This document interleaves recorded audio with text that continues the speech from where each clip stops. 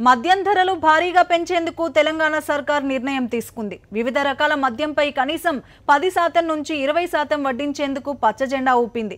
ఈ ధరల పెంపుతో ప్రతి నెల 70 కోట్ల మేరకు మద్యం ప్రియుల జేబులకు చిల్లు పడనుంది.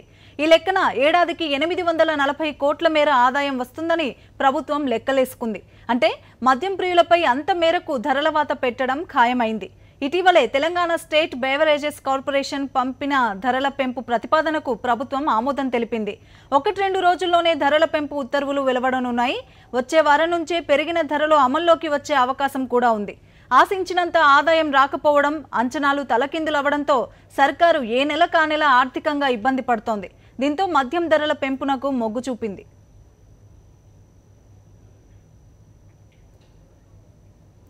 మద్యం ధరల పెంపుతో సర్కార్ కంటే మద్యం వ్యాపారులు, డిస్టిలరీల యాజమాన్యాలకే లాభాల పంట పండనుంది.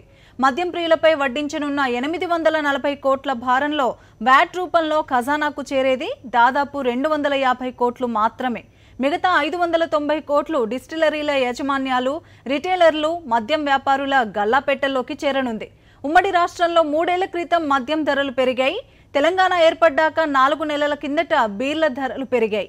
ఈ నేపథ్యంలో దేశీయ తయారీ మద్యం, విదేశీ మద్యం ధరలను కూడా పెంచాలని కొంతకాలంగా డిస్టిలరీల యాజమాన్యాలు కోరుతున్నాయి. ఇతర రాష్ట్రాల్లో 2 ఏళ్లకోసారి మద్యం ధరలపై సమీక్ష జరుగుతుంది. కానీ ఇక్కడ 3 ఏళ్లుగా పెంచడం లేదంటూ ప్రభుత్వంపై ఒత్తిడి తెచ్చాయి.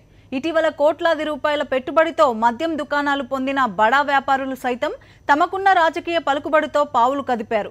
దీంతో అటు డిస్టిలరీల యాజమాన్యాలు, మద్యం వ్యాపారులకు లబ్ధి చేకూరడంతో పాటు ఇటు ఖజానాకు కాస్తో కూస్తో ఆదాయం సమకూరుతుందని ప్రభుత్వం ఈ నిర్ణయం తీసుకుంది.